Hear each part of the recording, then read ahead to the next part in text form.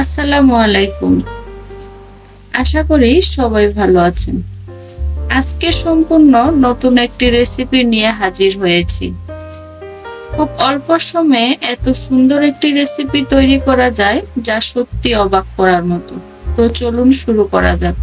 রেসিপিটি তৈরি করার জন্য আমি এখানে নিয়েছি 4টি ডিম। ডিমগুলো ভেঙে আমি একটি ব্লেন্ডারের জারে নিয়ে নিচ্ছি।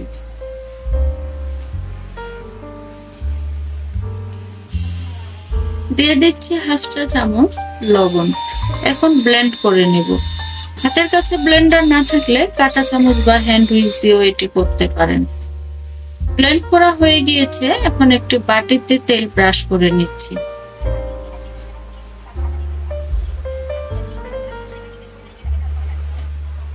এবার এখানে ব্লেন্ড করা ডিমের মিশ্রণটি ঢেলে নিচ্ছি। চুলায় একটি প্যান বসিয়ে এখানে কিছুটা পানি দিয়ে নিয়েছি। এখন একটি স্ট্যান্ড বসিয়ে ডিমের মিশ্রণের বাটিটি দিয়ে দিচ্ছি। এটি ঢাকনা দিয়ে জাল করব ঘড়ি ধরে 4 থেকে 5 মিনিট সময় নিয়ে। ঢাকনার ফুটোটি আমি একটি লবঙ্গ দিয়ে বন্ধ করে দিয়েছি।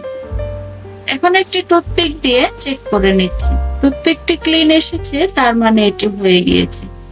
এটি এখন নামিয়ে নিচ্ছি। এবার একটি চাকু দিয়ে এভাবে টুকরো করে নিচ্ছি।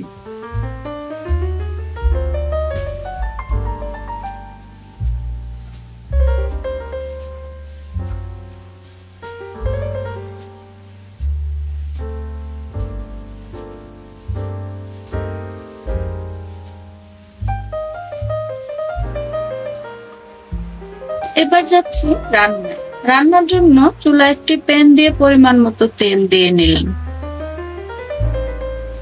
এখন দিয়ে দিচ্ছি একটি পেঁয়াজ কুচি। পেঁয়াজটি একটু ভেজে নিচ্ছি।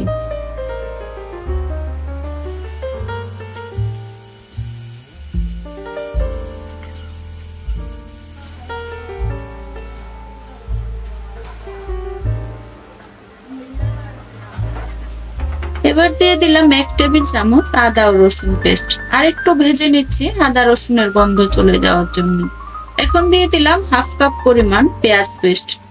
সবগুলো একটু 1 মিনিট সময় নিয়ে ভেজে নিচ্ছি। এখন অ্যাড করব গুঁড়া মশলা।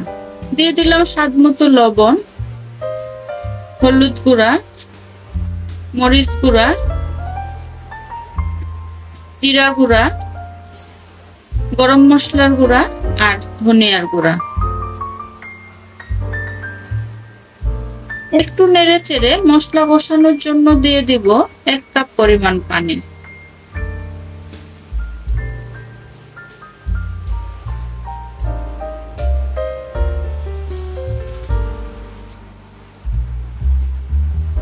মশলা কষানো হয়ে গিয়েছে, ভালো মতো নেড়ে চেড়ে দিয়ে দিলাম ডিমের টুকরোগুলো।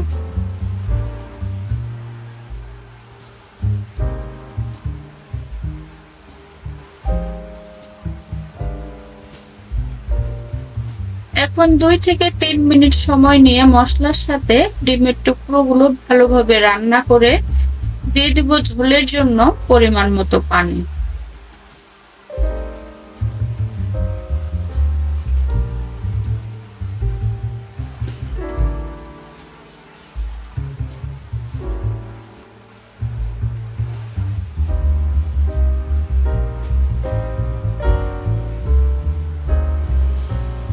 এখন দিয়ে দিলাম কাঁচা মরিচ।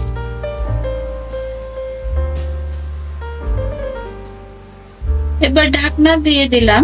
ঝোল মাখা মাখা হয়ে আসলে নামিয়ে নেব। আমার ভিডিওগুলো যদি ভালো লাগে তাহলে চ্যানেলটি সাবস্ক্রাইব করে সাথেই থাকবেন।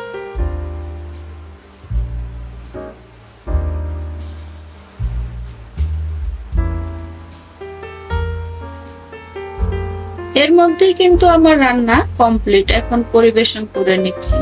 দেখতেই তো পেলেন কত অল্প সময়ে খুব সুন্দর একটি ডিম রান্নার রেসিপি শেয়ার করলাম। আজ তাহলে এ পর্যন্তই রইল।